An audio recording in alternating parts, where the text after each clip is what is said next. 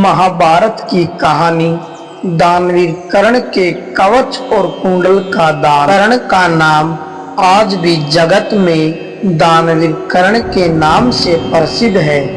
सूर्यपुत्र कर्ण की दानवीरता का उत्कृष्ट उदाहरण इस घटना से मिलता है जब पांडवों को वन में रहते 12 वर्ष पूर्ण हो चुके, तब इंद्र कर्ण से कवच कुंडल लेने की इच्छा से ब्राह्मण वेश में उनके पास गए। यद्यपि एक दिन पूर्व रात्रि में कर्ण ने स्वप्न देखा था कि एक वेदपाठी ब्राह्मण के रूप में सूर्य भगवान उससे कह रहे हैं कि हे पुत्र, ब्राह्मण के वेश में इंद्र तुमसे कवच कुंडल दान में लेने की याचना करने आएंगे, किंतु तुम उसे कवच कुंडल मत देना। प्रातःकाल होते कर्ण सूर्य की आराधना किया करते थे।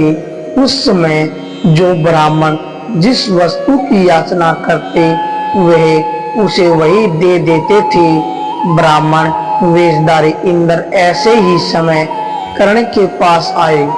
कर्ण ने उनका स्वागत किया और बोले, हे भगवान, मैं आपकी क्या अभिलाषा पूरी कर सकता हूँ। इंद्र बोले, राजन, मुझे किसी अन्य पदार्थ की अभिलाषा नहीं है, केवल अपने शरीर के साथ उत्पन्न हुए यह कवच व कुंडल दे दीजिए।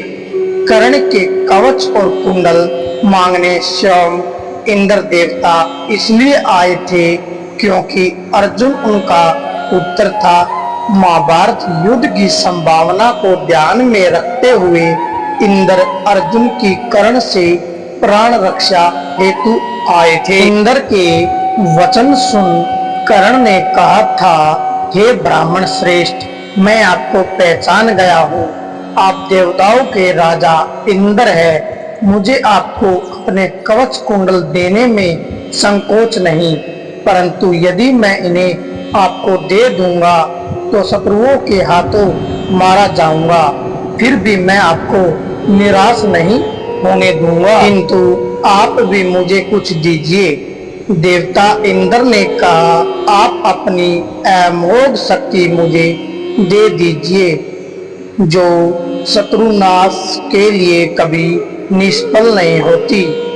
कर्ण के वचन सुन इंद्र तनिक चिंतित हुए, किंतु तुरंत संभल कर बोले, हे कर्ण, मैं तुम्हें वह शक्ति देता हूँ, मगर ध्यान रहे यह एक शत्रु को ही मार सकती है। उसके पश्चात उन्हें मेरे पास लौट आएगी।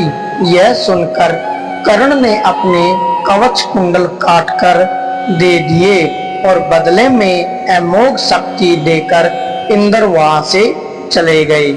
कर्ण की दानवीरता पर प्रसन्न हो देवताओं ने उस पर पुष्प वर्षा की। उसे दानवीर कर्ण कहकर पुकारा।